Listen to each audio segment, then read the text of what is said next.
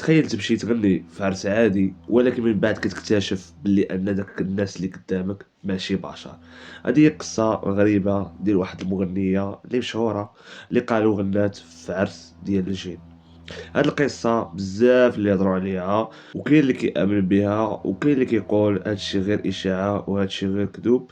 ولكن حنا في الدين ديالنا تذكر الجن ويقدر يجي على هيئة إنسان، وحنا كنآمنوا بلي أن الجن كاين وأنهم يقدروا يبانوا مباشرة قدامنا.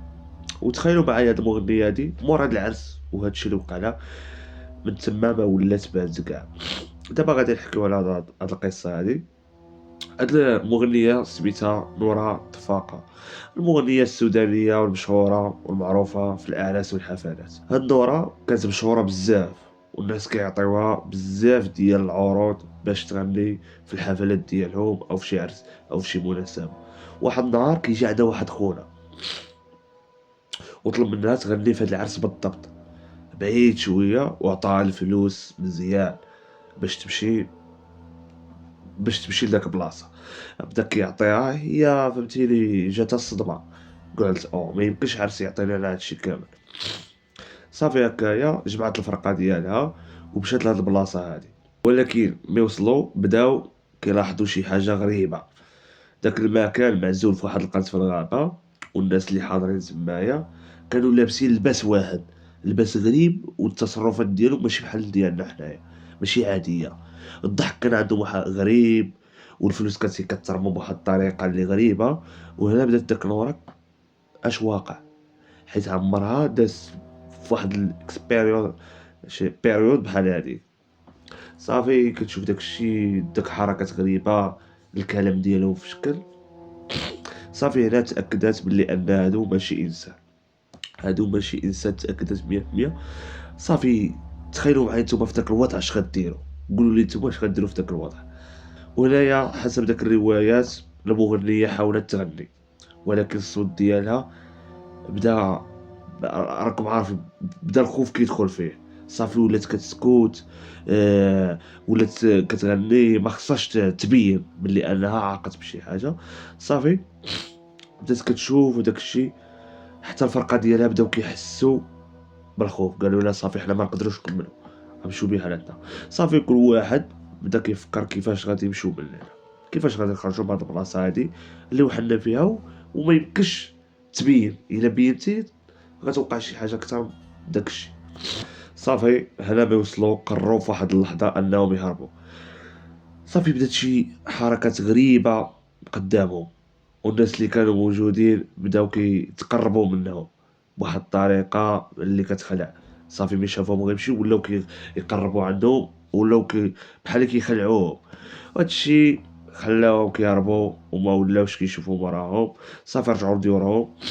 ولكن من بعد هادشي هذا قررت انها تعتزل هاد الفن وهاد الغناء وهادشي كامل. و لحد الان ما كاينش شي خبر عليها. من بعد هادشي كامل اعتزلت الغناء وصعيبه. تخيلوا معايا نتوما تمشيو شي واي الرعب. ولكن حتى اليوم مازال الناس مختلفين، كيقولوا واش فعلا غنات في عرس ديال الجين.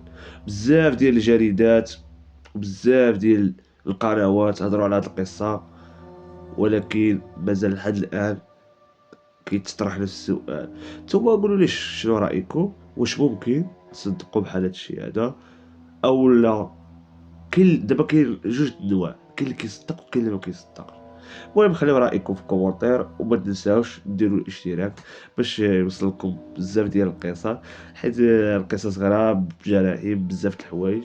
ولا لاحظتوا راني مريض بالترويحه، ولكن ضروري خصني ندير لكم فيديو، حيت دابا المرض خصك تنوض وتتحرك ودير داكشي اللي ما باغيش باش كتنوض. والله يشافي كل واحد، وما تنساوش تعيو معايا.